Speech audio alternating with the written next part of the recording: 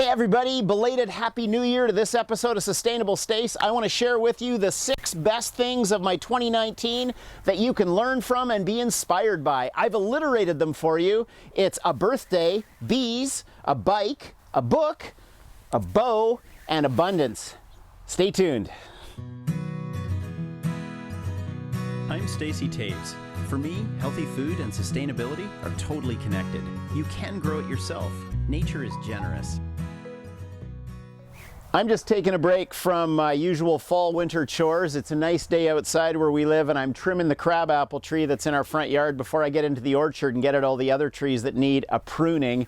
And there's so many great things that my 2019 included. I'm really excited to share them with you, and I'd say the best one related to my birthday. Now, it's actually a birthday that I had more than a year ago, but it took more than a year to put into place the outcome of that birthday because it was a fundraiser intended to address a whole lot of need in a really significant place that matters a lot to me. So I want to tell you about that birthday.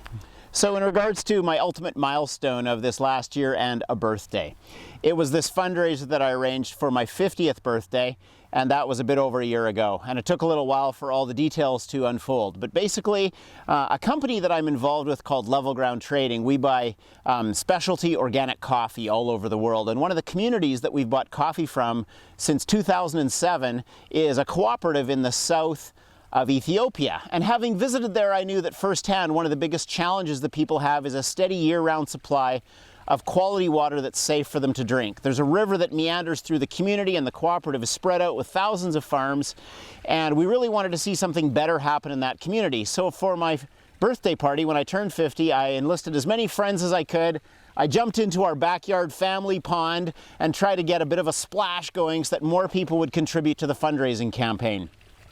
We partnered where I live in Canada with a local charity called Run for Water, and they have a website, runforwater.ca, and they mostly do athletic events to get all the people involved in running or riding to raise funds for water projects in Ethiopia. So I knew that they had the ability to do water projects in Ethiopia, and they even were willing to go right into the community where Level Ground Trading buys coffee and focus on the possibility of a partnership with that community for a water project. Well, it took a while.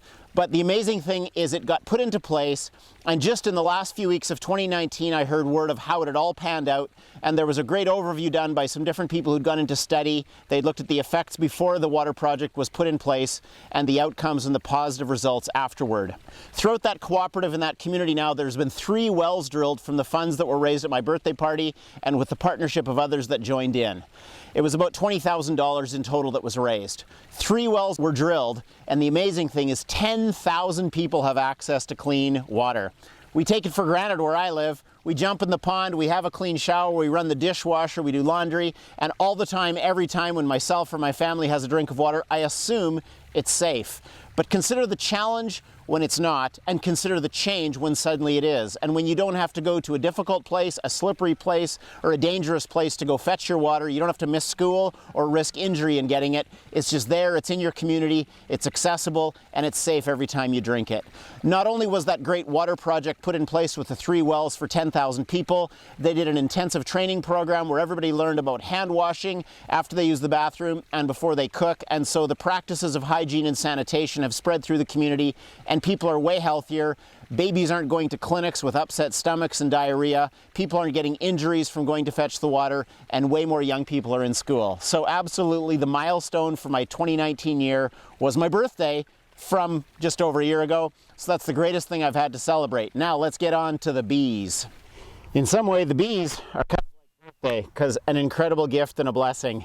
And this last year, I had a friend message me on Facebook late one evening in June, and he said, on the community Facebook page, there's message of a swarm of bees really near your house. I cruised over there and grabbed a ladder and a few other things, and I was able to snip down, while I was standing on the top rung of my step ladder, 7 different branches that were holding this big swarm of bees. You can see it in the photo, and I was able to get them home. They had a great season.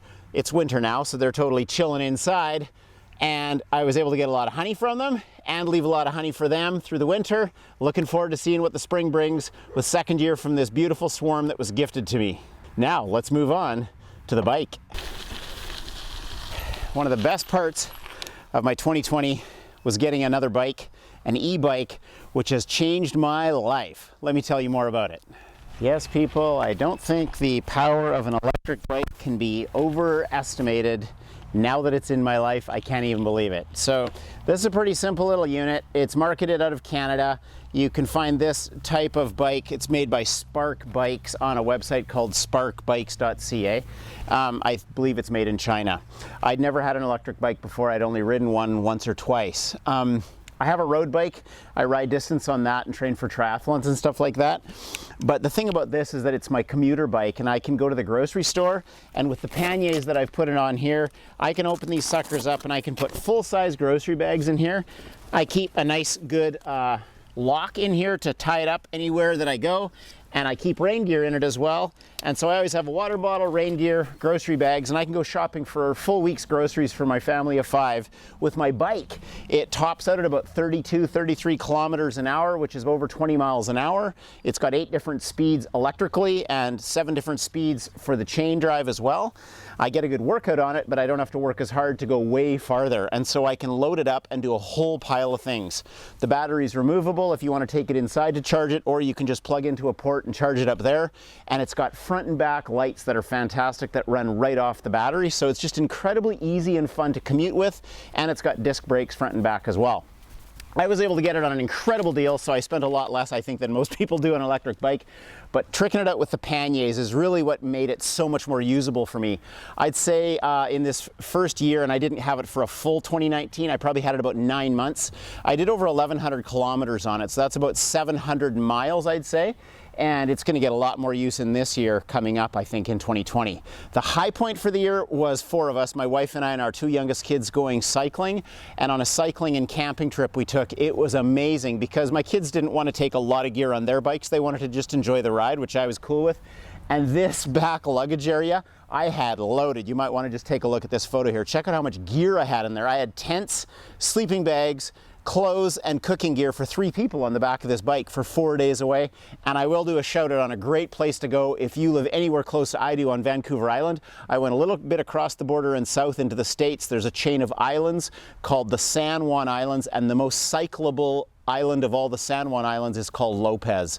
Lopez has the most amazing campsites right on the ocean, and in the community village on Lopez Island there's actually an amazing grocery store, and they've got a whole park set up for cyclists and kayakers with free showers and picnic tables. Amazing. So Lopez Island is a great destination if you get to go cycling, and having an e-bike makes camping and cycling or commuting to work way more fun. Let's move on to that life-changing book I told you about.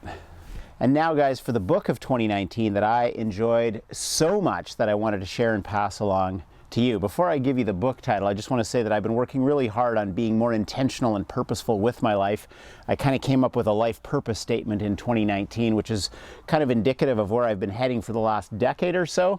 But I'm really looking at positioning my life to educate and inspire people to experience abundance who have otherwise been in a situation that's either been spiritually or physically impoverished. So seeing people move from an impoverished situation, spiritually or physically, moving into abundance, and to educate and inspire them about how to do that. So this is a book that's helping me that I want to pass along to others, and it's called Factfulness. It was recommended to me by a good friend of mine. You can see the author's name is Hans Rosling. He's well known on TED Talks as well online. And it's a book that notes that the world is steadily getting better, but we often have messages from journalism and media that come to us suggesting and causing us to think the world's not getting better. We can hold in a healthy tension the fact that bad things are still happening, but in general, the world is getting better. Do you know that when I was born about 50 years ago, 50% of the world's population was in extreme poverty, living on less than $2 a day. 50%, half the world. And now, at my age, only 9% of the world is living in extreme poverty. So 41% of the world's population has moved out of extreme poverty, and now, in fact, the bulk of the world's population is middle income compared to what it was in the past. So huge improvements. He's got an amazing website to back up much of what's in the book at gapminder.org. Check out gapminder.org, and in looking at a few slides there and the tools that are online for free, you can look at individual countries or the whole globe's population, country by country, as you wish. Just as a sign-off thought on this book, one of the quiz questions he has to try to get people thinking about this, take a look at all the elementary age school kids in the world. 92% of the boys get to go to school who are elementary age. Now, what about the girls who are elementary age? How many of them get to go to school? Do you think it's 30%, 60%, or 90%? Most people think 30 or 60. The true answer is 90. The gap's only 2% between boys and girls in elementary school globally. So those are the types of myths and misconceptions that get exploded in Factfulness. I hope that you take that book and enjoy it. Now, let's get on to the bow.